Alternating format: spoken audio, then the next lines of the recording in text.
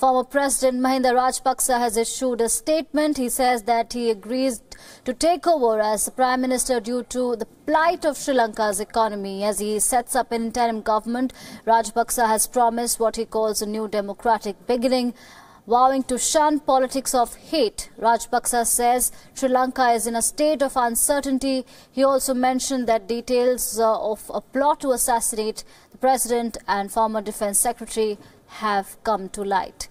Questioning Wickremesinghe, Rajapaksa said that central bank bond scam of the UNP government resulted in a doubling of the interest rate. Rajapaksa, justifying his appointment, goes on to say that in the view of dwindling economy, the responsibility of appointing a new government then fell on the President, after which he was invited to accept the position of PM with a view to forming a new government.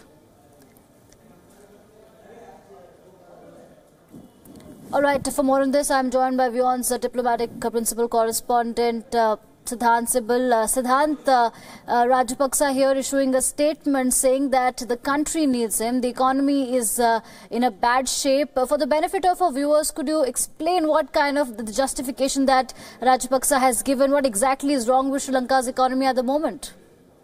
Well, this is the first statement by the new Prime Minister Rajapaksa. He just came out with a statement, and of course, the basic focus of his entire statement was on the economy. He said the economy is deteriorating, the value of rupee has fallen, and he mentioned the so-called scam with the central bank, and he said that UNP was involved in the big scam. And remember, the economy hasn't been doing very well. The rupee has fallen.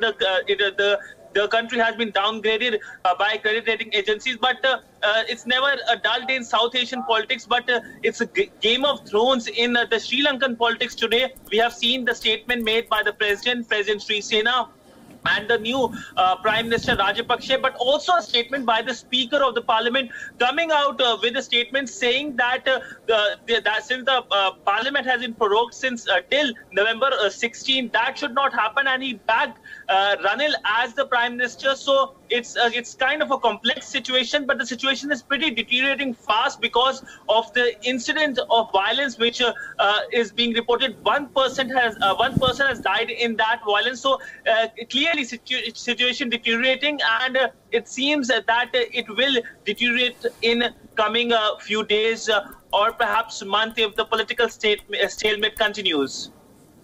Right.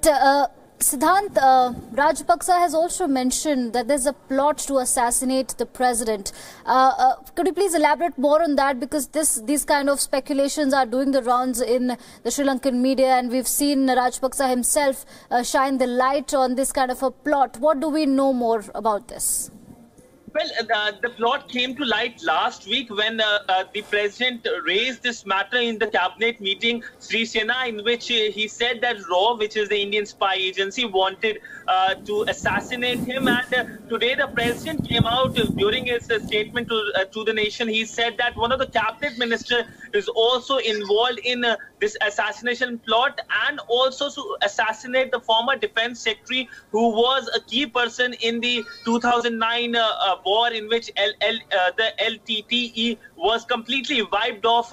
So clearly, the prime minister, which has been appointed by President Sri Sena, backing that claim, and he said that this incident is worrisome. But remember, when last week this incident came to light in media, the office of the Prime Minister, the President, the Cabinet Secretary, and of course the Foreign Office came out with statements immediately denying this entire event, but now confirming what was being confirmed that time, that there is this so-called plot to assassinate the president, but nobody knows what is the truth behind it. This, of course, it's easy to blame India in South Asia, in various countries, whether it's Nepal, Sri Lanka or Maldives, when it comes to domestic politics. So usually countries do drag India into their internal politics. Nobody can for sure share that whether there was this plan to assassinate him or not. But of course, India being dragged into the entire internal political games which is happening in Sri Lanka right now.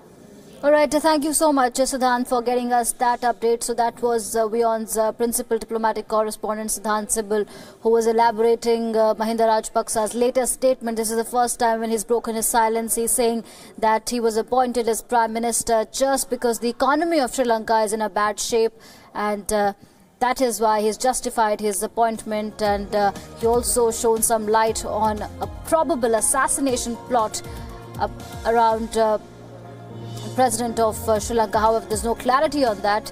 So that's the latest that we are getting on WION.